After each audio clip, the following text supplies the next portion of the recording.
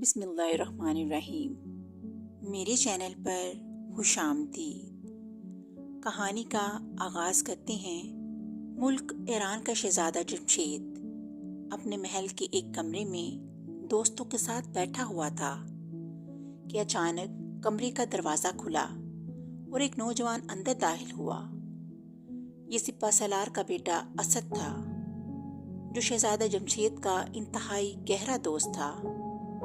آؤ اسد، میں تمہاری ہی کمی محسوس کر رہا تھا، شہزادے نے مسکراتے ہوئے کہا۔ شکریہ شہزادے حضور، میں دراصل بدرو جادوگرنی کے بارے میں معلومات حاصل کرنے میں مصروف تھا، اس لیے دیر ہو گئی۔ اسد نے بیٹھتے ہوئے کہا۔ تو شہزادے جمشید کے ساتھ ساتھ باقی لوگ بھی بے اختیار چونک پڑے۔ ان سب کے چہروں پر انتہائی حیرت کے تاثرات تھے۔ بدرو جادوگرنی، وہ کون ہے؟ شہزادہ جمشید نے غیرت بھرے لہجے میں پوچھا۔ چھوڑے شہزادے، کوئی اور بات کریں، یہ ویسے ہی میرے منہ سے نکل گیا تھا، اسد نے گول مول لہجے میں جواب دیا۔ نہیں، مجھے سب کچھ بتاؤ، شہزادے جمشید نے اس بار سخت لہجے میں کہا۔ تو اسد نے بے اختیار ایک طویل سانس لیا۔ شہزادے، آپ کو تو معلوم ہے کہ میرے والد سپہ سالار انتہائی مضبوط تلواریں حاصل کرنے کے جنون کی حد تک شوق رکھتے ہیں، اور ان کی اس شوق کی وجہ سے پوری دنیا کے اسلحہ کے تاجر والد صاحب کے پاس آتے ہیں، کیونکہ میرے والد کو اگر کوئی تلوار پسند آ جائے تو پھر وہ منہ مانگی قیمت کے ساتھ ساتھ تاجر کو اپنی طرف سے بھی اتنا انعام دیتے ہیں کہ شاید اتنی رقم اسے ساری تلواریں بیچ کر بھی نہ ملے۔ آج بھی ملک جنان کا ایک تاجر آیا تو میں بھی اپنے والد صاحب کے پاس بیٹھا تھا۔ اس تاجر نے والد صاحب کو ایک تلوار دکھائی جو بے حد شاندار تھی۔ اس تاجر نے بتایا کہ یہ تلوار ستارہ تلوار کہلاتی ہے، اور اس کی خوبی یہ ہے کہ جب بھی کوئی بدرو انسانی روپ میں سامنے آئے تو اس تلوار پر ستارہ چمکنے لگتا ہے، اور اس ستارے کی چمک سے وہ بدرو چیختی چلاتی ہوئی واپس دوڑ جاتی ہے اور انسان پر حملہ نہیں کر پاتی۔ میرے والد نے اس کی بات پر یقین نہ کیا، تو اس تاجر نے مزید بتایا کہ یہ تلوار دراصل ایک جادوگر نے بدرو جادوگرنی کے خلاف استعمال کرنے کے لیے بنائی تھی، اور یہ تلوار ملک اسام کے قدیم دور کے ایک بادشاہ کے لیے بنائی گئی تھی۔ اس تلوار کی مدد سے اس بادشاہ نے بے شمار بدروہوں کو، جو انسانوں کو ہلاک کر دیتی تھی، ہلاک کر دیا تھا۔ اس تلوار کی وجہ سے ہی اسام سے تمام بدروہیں فرار ہو گئیں، اور یہ تلوار شاہی خزانے میں پڑی رہی۔ اب اسام کے شہزادے نے اس تلوار کو فروخت کر دیا ہے، کیونکہ اس کے خیال کے مطابق یہ تلوار اب اس کے لیے بیکار ہے۔ اس تاجر کے بقول جب وہ یہ تلوار خرید کر واپس اپنے ملک یونان پہنچا تو ایک انتہائی خوبصورت عورت اس سے ملنے آئی۔ اس نے شہزادیوں جیسا لباس پہنا ہوا تھا اور اس کے سر پر تاج تھا، لیکن دونوں کانوں پر اس نے سینگ نما ڈالیاں پہن رکھی تھیں۔ اس نے بتایا کہ وہ ملک چین کی شہزادی ہے، اور اسے معلوم ہوا ہے کہ اس کے پاس ستارہ تلوار ہے اور وہ اسے منہ مانگی قیمت پر خریدنا چاہتی ہے، لیکن اس شرط کے ساتھ کہ تلوار کو میان سے باہر نہیں نکالا جائے گا۔ اس پر وہ بے حد حیران ہوا۔ بہرحال اس نے اس کی بہت بڑی قیمت طلب کی، جو اس شہزادی نے فوراً ادا کرنے کی حامی بھر لی، لیکن اس تاجر نے بتایا کہ اس نے صرف یہ دیکھنے کے لیے کہ یہ شہزادی تلوار کو دیکھے بغیر کیوں خریدنا چاہتی ہے، اس کے سامنے تلوار میان سے نکالی۔ جیسے ہی تلوار میان سے باہر نکلی، اس پر ستارہ چمکا اور وہ شہزادی روتی پیٹتی چیختی چلاتی ہوئی یکلہت غائب ہو گئی۔ تب اس تاجر کو معلوم ہوا کہ یہ شہزادی نہیں تھی، بلکہ کوئی بدرو تھی جو اس طرح تلوار حاصل کر کے اسے ضائع کرنا چاہتی تھی۔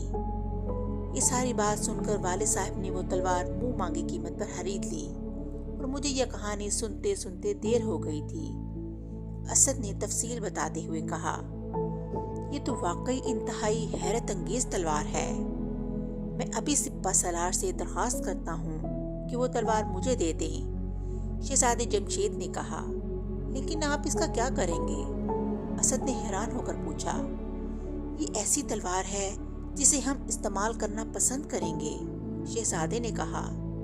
شہزادے حضور، اگر آپ کو اس تلوار کو استعمال کرنے کا شوق ہے تو پھر آگ جادوگر اور اس کی بیوی کا آپ اس تلوار سے خاتمہ کر دیں۔ ان دونوں نے ملک کے شمالی حصے میں قیامت برپا کر رکھی ہے۔ بے شمار لوگ ان کے ظلم کا شکار ہو چکے ہیں، اور اس کی بیوی کو ویسے بھی سب لوگ بدروح جادوگرنی کہتے ہیں، کیونکہ وہ بدروحوں کی طرح ہر جگہ پہنچ جاتی ہے۔ ایک نوجوان نے کہا تو شہزادہ بے اختیار اچھل پڑا۔ ہمارے ملک میں؟ کیا مطلب؟ ہمیں تو آج تک اس بارے میں کسی نے بتایا نہیں۔ شہزادے نے حیرت سے پوچھا۔ شہزادے حضور، بادشاہ سلامت نے سب کو سختی سے منع کیا تھا کہ آپ کو اس بارے میں کچھ نہ بتایا جائے، کیونکہ آپ جادوگروں کا مقابلہ نہیں کر سکیں گے، آپ کو جادو نہیں آتا۔ لیکن اب اس تلوار کے بارے میں سن کر میں نے یہ بات بتا دی۔ اس نوجوان نے کہا، ہم ابھی اسی وقت ان کی سرکوبی کے لیے چلیں گے، شہزادے نے اٹھتے ہوئے کہا۔ تو شہزادے کے اٹھتے ہی سب ساتھی بھی اٹھ کھڑے ہوئے، اور پھر سوائے اسد باقی سب شہزادے سے اجازت لے کر چلے گئے۔ چلو پہلے ہم تمہارے والد صاحب سے مل کر تلوار حاصل کریں، شہزادے نے کہا۔ تو اسد نے اس بات میں سر ہلایا، اور پھر وہ دونوں سپہ سالار کے محل میں پہنچ گئے۔ جب سپہ سالار کو اطلاع ملی کہ شہزادہ جمشید آئے ہیں تو استقبال کے لیے خود دروازے پر پہنچ گئے۔ آج کیسے آنا ہوا شہزادے؟ آپ نے ہمیں اپنے محل میں طلب کر لینا تھا، سپہ سالار نے کہا۔ آپ ہمارے بزرگ ہیں اور ہمارے دوست اسد کے والد، اس لیے ہم خود چل کر آپ کے پاس آئے ہیں، شہزادے نے مسکراتے ہوئے کہا۔ تو سپہ سالار بے حد خوش ہوا اور شہزادے کو دعائیں دینے لگا۔ ہم آپ سے ایک چیز مانگنے آئے ہیں، امید ہے آپ ہمیں مایوس نہیں کریں گے، شہزادے نے کہا۔ آپ حکم تو کریں شہزادے حضور، سپہ سالار نے کہا۔ ہمیں ستارہ تلوار چاہیے، شہزادے نے کہا۔ میں ابھی لے آتا ہوں، یقیناً اسد نے اس کے بارے میں آپ کو بتایا ہوگا، سپہ سالار نے مسکراتے ہوئے کہا، اور اٹھ کر اندر اپنے خاص کمرے میں چلے گئے۔ تھوڑی دیر بعد وہ واپس آئے تو ان کے ہاتھ میں ایک تلوار تھی جو میان کے اندر تھی۔ یہ لیجئے شہزادے، میری طرف سے تحفہ قبول کیجئے، سپہ سالار نے کہا۔ تو شہزادے نے بڑے خلوص سے سپہ سالار کا شکریہ ادا کیا۔ کیا میں پوچھ سکتا ہوں اس تلوار کو آپ کہاں استعمال کرنے کا ارادہ رکھتے ہیں؟ سپہ سالار نے کہا، ہم اس تلوار سے آگ جادوگر اور اس کی بیوی بدروح جادوگرنی کا خاتمہ کرنا چاہتے ہیں، تاکہ یہ دونوں ہماری رعایا پر ظلم نہ کریں، شہزادہ جمشید نے جواب دیتے ہوئے کہا۔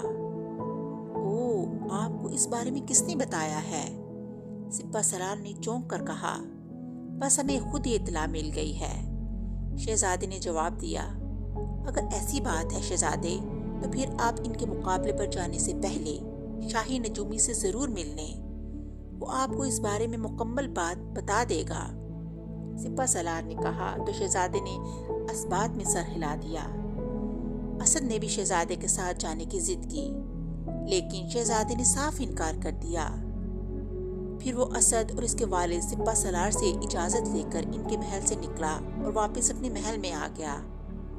اس نے وہاں پہنچتے ہی فوراً شاہی نجومی کو طلب کیا۔ تھوڑی دیر بعد شاہی نجومی وہاں پہنچ گیا، اور پھر اس طرح شہزادے کی فرمائش پر حساب کیا گیا تو اس کے چہرے پر تشویش کے اثرات ابھر آئے۔ شہزادے حضور، آپ کی جان کے لیے شدید خطرہ ہے، آپ اس کام سے رک جائیں، بوڑھے شاہی نجومی نے کہا۔ نہیں، ہم ظالم کے خلاف ضرور لڑیں گے، تم ہمیں بتاؤ کہ ہمیں کیا احتیاطی تدابیر کرنی ہے، شہزادے نے کہا۔ شہزادے حضور، یہ دونوں میاں بیوی کھوپڑی محل میں رہتے ہیں، جو ملک کے شمال مغرب کی پہاڑیوں میں ہے۔ یہ محل اس انداز میں بنا ہوا ہے جیسے کھوپڑیوں کو چکور ڈبوں میں بند کر کے ایک دوسرے کے اوپر رکھا ہو۔ اس کی حفاظت رنگ برنگ کے سائے کرتے ہیں جو انتہائی طاقتور ہیں۔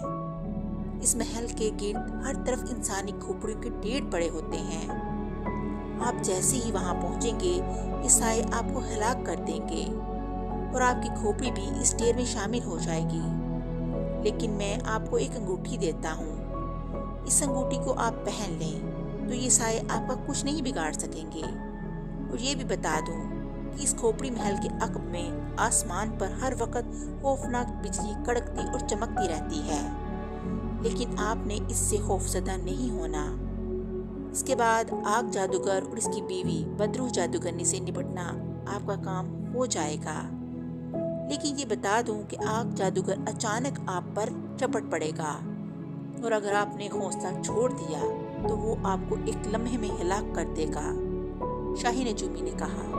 اس کے ساتھ ہی اس نے اپنی جیب سے ایک انگوٹھی نکال کر شہزادے کے حوالے کر دی۔ لیکن یہ دونوں جادوگر ہیں، جبکہ ہم جادو نہیں جانتے، پھر ہمیں کیا کرنا ہوگا؟ شہزادے نے کہا۔ اس انگوٹھی کی وجہ سے آپ پر کسی قسم کا کوئی جادو اثر نہیں کرے گا، شاہی نجومی نے بتایا۔ پھر ہم ان دونوں کا خاتمہ انشاءاللہ ضرور کر لیں گے، شہزادے نے خوش ہوتے ہوئے کہا، اور پھر اس نے شاہی نجومی کو بھاری انعام دے کر رخصت کر دیا۔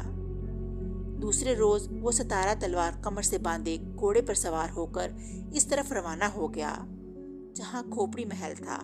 2 روز کے سفر کے بعد وہ آخرکار اس علاقے میں پہنچ گیا۔ یہ عجیب و غریب ویران سا علاقہ تھا۔ شہزادے نے گھوڑے کو وہیں چرنے کے لیے چھوڑ دیا اور خود پیدل پہاڑی چٹانوں کو پھلانگتا ہوا آگے بڑھتا چلا گیا۔ کچھ دیر بعد اسے دور سے کھوپڑی محل نظر آنے لگا۔ اس محل کے عقب میں واقعی سیاہ بادل تھے جن میں مسلسل بجلی چمک رہی تھی اور خوفناک آوازیں بھی آ رہی تھیں۔ شہزادہ جیسے ہی اس محل کے قریب پہنچا اس نے رنگ برنگے سایوں کو اپنی طرف بڑھتے ہوئے دیکھا، لیکن جیسے وہ قریب آئے یکلخت چیختے ہوئے واپس دوڑ پڑے۔ محل کے باہر ہر طرف واقعی انسانی کھوپڑیوں کے ڈھیر لگے ہوئے تھے۔ ان ڈھیروں کو دیکھ کر شہزادے کو ان دونوں پر اور بھی غصہ آ گیا کہ ان ظالموں نے اتنے جیتے جاگتے انسانوں کو ہلاک کر دیا تھا۔ ابھی وہ محل کے دروازے سے کچھ فاصلے پر ہی تھا کہ بڑا سا دروازہ کھلا اور ایک انتہائی خوبصورت اور نوجوان لڑکی باہر آئی۔ اس نے شہزادیوں جیسا لباس پہنا ہوا تھا، سر پر چھوٹا سا تاج تھا جس پر سرخ رنگ کا ایک قیمتی لال لگا ہوا تھا۔ لیکن شہزادہ یہ دیکھ کر حیران رہ گیا کہ اس کے دونوں کانوں پر نیلے رنگ کی ڈالی سی چڑھی ہوئی تھی جو اس کے سر پر جا کر سینگوں کی طرح مڑ گئی تھی۔ شہزادے کو فوراً یاد آ گیا کہ ایسی ہی لڑکی تاجر کے پاس پہنچی تھی اور تلوار دیکھ کر غائب ہو گئی تھی۔ وہ سمجھ گیا یہ آگ جادوگر کی بیوی بدروح جادوگرنی ہے۔ اس نے فوراً ہی تلوار کھینچ لی اور اس کے ساتھ ہی تلوار پر ایک ستارہ چمکا تو وہ لڑکی منہ پر ہاتھ رکھ کر بری طرح چیخنے لگی۔ وہ بے حد خوفزدہ نظر آ رہی تھی۔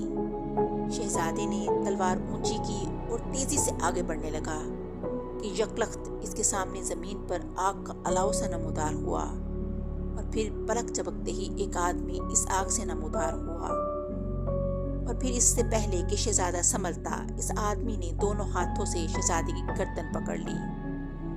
اس آدمی کے پیر آگ کے الاؤ میں ہی تھے اور شہزادہ ایک لمحے میں سمجھ گیا کہ یہ اس بدروح جادوگرنی کا شوہر آگ جادوگر ہے۔